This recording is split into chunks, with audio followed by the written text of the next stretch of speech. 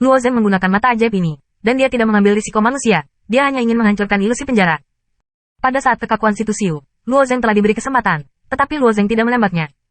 Tapi tunggu keadaan pikiran Situ Xiu tenang. Situ Xiu, yang dalam keadaan mengalir, mempengaruhi tidak hanya dirinya sendiri tetapi juga lawannya sendiri. Ketika dia berada di tangannya sendiri, dia hampir tidak terpengaruh oleh hal lain, tetapi dia masih tidak bisa lepas dari lampu merah di mata Luo Zeng. Bisakah Situ Xiu segera menemukan bahwa Luo Zeng tidak mengambil kesempatan untuk mengambil gambar? Ia masih memiliki kesempatan. Kedua belah pihak berhenti di udara untuk waktu yang lama, dan pedang Situ Xiu yang tak terkalahkan itu sangat terayun ke Luo Zeng. Pedang salju Luo Zeng juga diangkat pada saat yang sama, dan energi fusi mulai berkumpul lagi. 6 pedang. Semakin banyak fusi energi fusi, semakin kuat kekuatan ledakan. Pedang 6 pedang adalah untuk menumpuk energi fusi 5 lapisan. Ketika berlatih, roh dewa, Luo Zeng sering menyesali bahwa Kaisar Timur memang jenius. Jika Anda melepaskan sisi lain, budidaya murni pedang para dewa, jika Anda benar-benar menumbuhkan gelar, pedang milenial, saya khawatir itu juga dapat bertarung melawan puncak dunia ibu, sepenuhnya memenuhi syarat untuk melawan token lainnya yang paling kuat. Ada pedang salju dan pedang salju sekali lagi bertemu.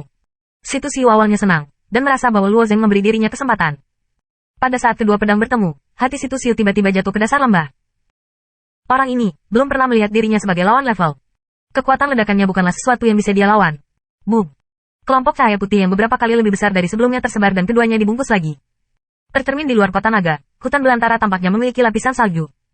Di pintu masuk kota naga, pria tua yang mengeluarkan bendera itu keluar dari kamarnya dan menatap cahaya putih. Sepasang mata redup tampak cerah di bawah cahaya putih dari kejauhan. Sebenarnya ada 6 pedang, dan kecepatannya sangat cepat. Pria tua itu berbicara di mulutnya dan dia membawa tangannya ke kamar. Cahaya habis. Semua orang hanya melihat Luo Zeng sendirian di udara. Tidak jauh dari bawah, tubuh Situ Xiu dipenuhi dengan retakan, dan darahnya meluap, dan sekarat. Apa kekuatan sihir yang tersembunyi? Luo Zeng memandang Situ Xiu dan terbang menjauh dari situ. Pada saat meledaknya pedang Liu Yi, kepala Situ Xiu membelah kekuatan magis tersembunyi. Kekuatan sihir tersembunyi berubah menjadi es yang kuat, dan Situ Xiu memperbaikinya, membantunya untuk mengimbangi kekuatan yang cukup besar. Karena orang ini seharusnya tidak dibunuh, Luo Zeng tidak membunuhnya. Semua orang diam. Mereka benar-benar terguncang oleh pedang terakhir. Para jenius di lonceng tidak terlalu sedikit, mereka muncul sesekali, dan semua bintang yang naik dikirim ke pegunungan. Tidak ada yang bisa mengerikan seperti Luo Zeng. Siu. Di dalam Dragon City, sebuah titik putih muncul dan malam tiba. Pembawa bendera melihat titik cahaya putih, dan alisnya semua berkerut. Malam datang. Jika tidak ada bendera, bahkan Tuan akan mati. Mereka hanya bisa turun dalam waktu dekat, dan pemimpin Liga Anak-anak telah memasang spanduk untuk melindungi orang lain. Salah satu bangsawan, yang meletakkan tiang bendera di tangannya, dimasukkan ke posisi Situ Xiu.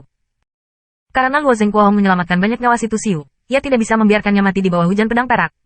Bagaimanapun, suasana sekutu ini rumit. Sukuan mendengus dan memandang Luo Zeng dengan tatapan monster. Para murid sekolah penuh dengan pemujaan. Moon White sangat bersyukur. Setelah Perang Dunia I, apalagi Kota Naga, saya takut tidak ada seorang pun di Kota Naga yang berani memprovokasi mereka. Bisa bergabung dengan Luo Zeng memang keberuntungan mereka, dan bisa dibayangkan bahwa di masa depan, saya takut bahwa lebih banyak orang akan pergi ke Luo Zeng. Gunung Tai, puncak para dewa. Sebuah menara seperti labu, terletak di sisi God Cloud Peak. Menara ini, yang disebut Menara Aliran Jantung, juga merupakan inti dari Sekolah Pedang Aliran Jantung. Semua yang berlatih pedang aliran jantung harus melewati pengalaman menara ini. Menara aliran jantung memiliki total 19 lantai. Tidak mudah untuk menyelesaikan multilayer. Dikatakan bahwa bahkan beberapa bintang 5 TIW tidak pernah melewati lapisan terakhir. Lantai ke-13 dari menara aliran jantung tiba-tiba didorong terbuka. Seorang remaja berjasa buabu terbang keluar dan melayang di halaman di bawah menara setelah melayang di udara. Di dalam halaman ini, sebuah pilar batu biru didirikan, dan setiap pilar batu dikunci dengan satu orang. Bocah itu memandangi orang-orang dan berkata dengan suara dingin, biarkan mereka pergi. Hei! Ketika pengadilan mendengar ledakan suara, rantai yang mengikat orang-orang ini pecah. Orang-orang ini adalah 6 surga di sisi lain, 7 surga yang kuat. Beberapa dari mereka bersalah atas kematian Sehari, beberapa dari mereka adalah pengkhianat di antara Terans, dan mereka mengandalkan iblis besar, yang semuanya adalah hukuman mati yang sangat jahat. Aturan lama, bunuh aku, kamu bisa meninggalkan tempat hantu ini, dan kesalahan yang dibuat di masa lalu juga dihapuskan, kata bocah itu. Ketika saya mendengar ini, orang-orang itu memiliki secercah harapan di mata mereka. Bocah ini ada di depannya. Tetapi di sisi lain ada 3 surga, dan mereka memiliki total 13 orang. Tanpa kesopanan dan tanpa kata-kata, orang-orang ini menunjukkan cara mereka yang berbeda dan bergegas menuju remaja.